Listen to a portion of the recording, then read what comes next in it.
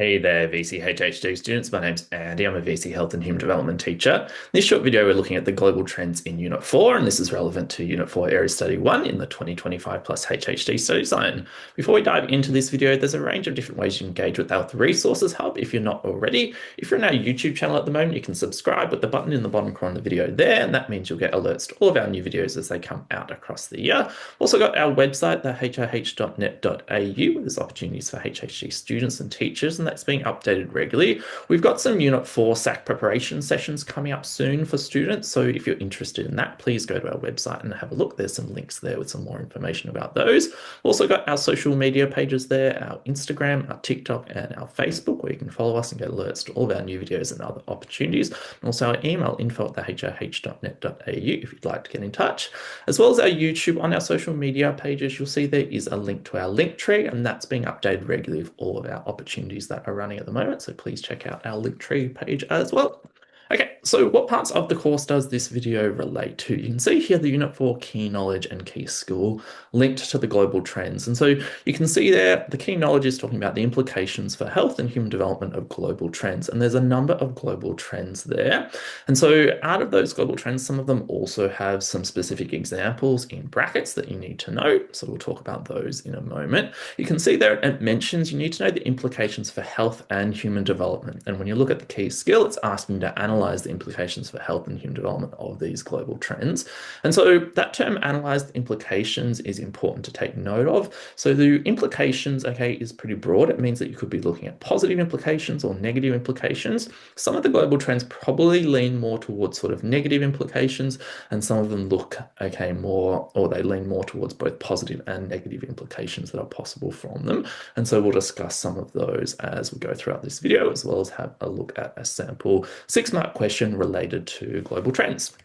So the first thing perhaps to touch on is there is a VCAA frequently asked questions document that was released earlier this year, and that's where often teachers get the opportunity to ask questions when there is an updated or revised study design like there is in 2025 regarding different parts of the course. And so you can see this is one of the questions in that document, which you can freely download from the VCAA website, the HHD page, where the question was asked, do all the global trends listed in Unit 4 Area Study 1 have to be taught? And there's some, I think, useful information, okay, in this response here from the VCAA for students to think about when they're learning about the global trends. So yes, all of those global trends that were on, okay, the key knowledge on that previous slide do need to be taught, but it mentions here that it's important to note the focus of the teaching should be on the implications of the global trends listed for health and human development.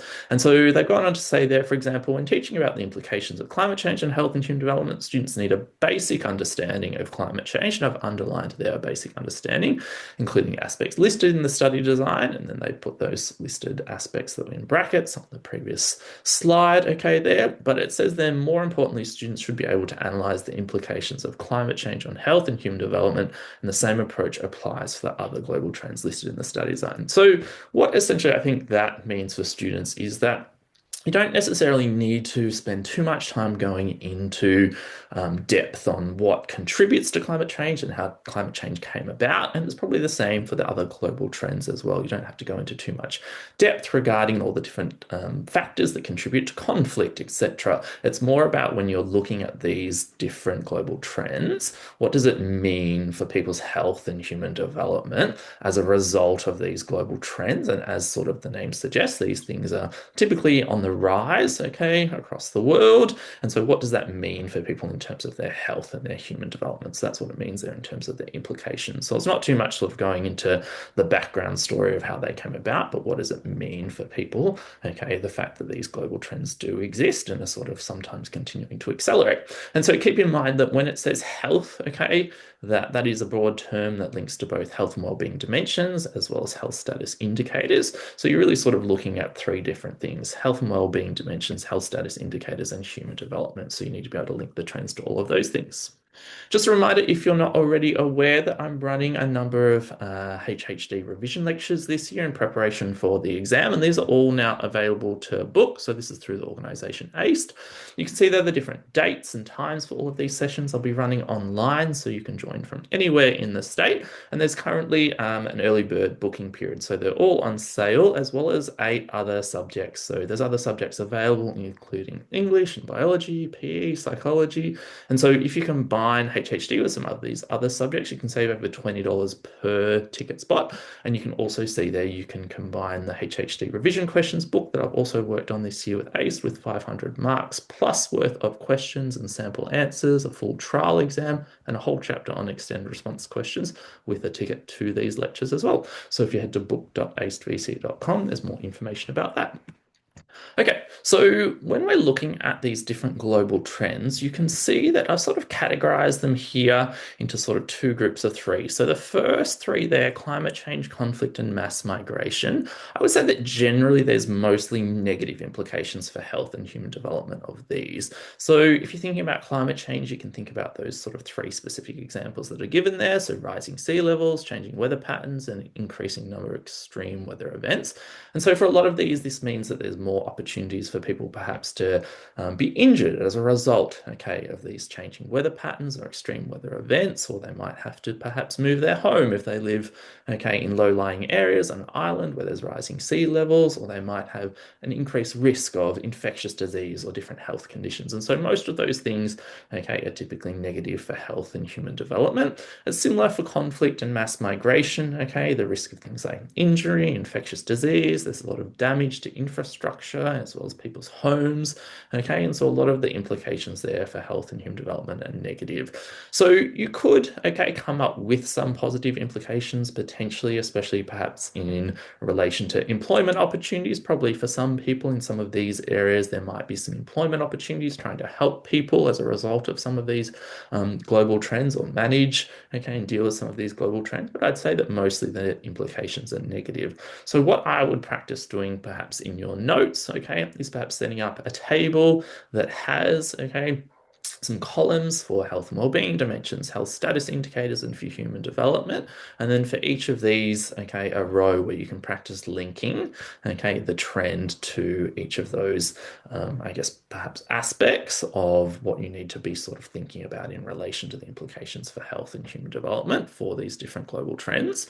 And then you can see down the bottom there, okay, there's these 3 other global trends where I think there's probably more opportunity to think about both positive and negative implications for health and human development of increased world trade. And so you can see there, they've given you some specific examples. Okay, so global distribution marketing of tobacco products, e-cigarette products, and processed foods. And so also for tourism and digital technologies. And so for the first couple, increased world trade and tourism, I think there's potential links there you can make to positive implications of health and human development, particularly in the area of increased job opportunities, employment opportunities, income, okay, for people, and how that can therefore promote their health and human development. But there's obviously also some negative implications. Increased world trade of some of these products means people are more likely, if they're consuming them, okay, to be developing a range of health conditions and what that can mean, okay, for their health and then human development. Also in the area of tourism, okay, there's lots of job opportunities there, but there's also negative implications.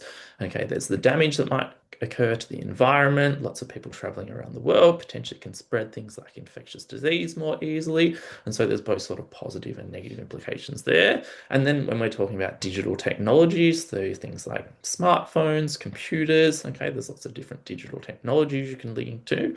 There once again are some positive and negative implications. So people can obviously more easily often access information, which can be positive for health and might provide job opportunities for them as well if they're able to work using this technology. But there's also negative implications. A lot of information, obviously, that you can access through digital technologies is not necessarily always going to be accurate. It could lead to things like misdiagnosis. Sometimes people might experience things like bullying, which might be negative for their health and well-being through digital technologies, engaging things like social media. And so there's a range of both positive and negative implications. And so once again, I think setting up something like a table in your notes where you can practice linking some of these these positive and negative implications, okay, to those health and wellbeing dimensions, health status indicators, and human development is a good idea. If you did want to get access to a table like that that's already sort of set up for you, you can see at the bottom of the slide there's a link to our website once again, where there is a link to a free student newsletter that I'm sending out a few times a term that's got some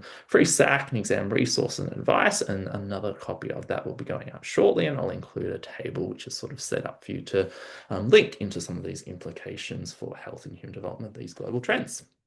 So let's have a look at a sample question and answer. And so as you might or might not be aware, okay, there was a sample exam that was released this year in 2025 by the VCAA. And so often when there's a revised or updated study design, they do release a sample exam with sample questions. And so this is, okay, an example of a question related to the global trends. And you can see here it's a 6-mark question. And you will note if you look back over recent VCAA end of year exams that quite a number of the questions linked into the global trends are 6-mark questions. So if you're looking to sort of practice some of these sort of more extended questions, then these are some good ones to practice. And so you can see this one here is asking you to analyze the implications of health and human development resulting from increased world trade in relation to the global distribution and marketing of e-cigarettes, also commonly known as vapes. So really the question here is just drawing on that sort of key skill that we were looking at earlier. You can also notice that in this sample exam that was released earlier this year, there was at the bottom of this question here, okay, a little pink box that says that this style of question would be marked using a rubric. So often in HHD, when you're getting to some of these longer sort of 6+ mark questions, including the 10-mark question in section B at the end of the year on the exam, these are marked using a rubric. And so that means that typically they're not looking for sort of 6 individual things in your answer like they might be perhaps in a 2-mark or a 3-mark question. Okay, there's the teachers at the end of your exam that are marking your exam, or your teachers in your SAC, okay, are sort of marking your answer holistically. And if you are used to this type of marking, if you do other subjects, perhaps like business or legal studies, or even in English when they're marking essays, it's more that your full answer is read, and then teachers are looking at sort of a rubric, and that helps them to determine whether or not your sort of answer is a high, medium, low, and where it sort of falls into in that sort of marking scheme. All right, so you can see here I've just provided a sample answer. There's obviously lots of different ways that you could answer a question like this. And so you can see this sample answer here mentions that world trade refers to the exchange of goods and services across international borders, which can include the global distribution and marketing of e-cigarettes, and that e-cigarettes may increase in consumption across the globe as a result of this marketing. So it's just sort of demonstrating at the start of the answer there, okay, that people are more likely to be consuming e-cigarettes as a result of global distribution and marketing. That goes on to say for some people, using e-cigarettes may be a form of stress relief, helping them to manage their stress levels. However, as e-cigarette smoke can damage the airways and air sacs in the lungs, that may cause an increase in the incidence of respiratory conditions such as COPD globally. And this can also reduce the functioning of the body and systems such as the respiratory system, and lower physical health and well-being worldwide. So you'll see in that sort of first half of the answer there was links into the health implications. So a brief mention of potentially a positive implication, but then going on to link into incidence and physical health and well-being. So linking into both health and well-being dimension, as well as health status indicator. So sort of ticking off that aspect of the question. Then in the second section there, it mentions that in some countries, increased trade in e-cigarettes may raise levels of income for some people, helping them to access a decent standard of living. However, e-cigarette smoke and chemicals can contribute to cell mutations in the body and cause conditions such as lung cancer for users of these products. And if people across the globe, okay, develop lung cancer, this can reduce an individual's ability to lead a long and healthy life, and thereby reduce their human development. And it can also prevent them from engaging in activities such as work due to illness, which may reduce their income and ability to afford resources to have a decent standard of living, such as food and shelter, also reducing human development globally. So you can see that second half of the answer once again briefly. demonstrates how there could be some positive implications, but then sort of focuses on the negative implications for human development that could result, okay, if more people as a result of this global distribution and marketing are engaging or consuming e-cigarettes. You'll also see throughout the answer there, okay, there was references to globally and worldwide and people across the globe, showing those sort of global implications for health and human development as a result of that increase in e-cigarette use. So as I said, this is just sort of one sample answer, but it gives you a sense of how you could sort of potentially lay out an answer that sort of looks at that sort of first half focusing on that sort of health implications and the second half on the human development implications. So this is definitely a sort of question that you can go and practice potentially, okay, for all of those different global trends that we've looked at or mentioned today in the video. So imagine that you're doing this similar kind of question that was worth 6 marks for each of those, and that will, I think, really hold you in good stead for the types of questions that could pop up in your SAC and then your exam related to these. Okay, hopefully you found that video useful. Just a reminder, if you head to book.acevc.com, there's those tickets to those revision lectures, and you can bundle that with that revision question book. You can see there, and also head to our website, thehh.net.au, where there are opportunities for HHD students and teachers, as well as those SAC preparation sessions that I'll be running soon. Thanks so much.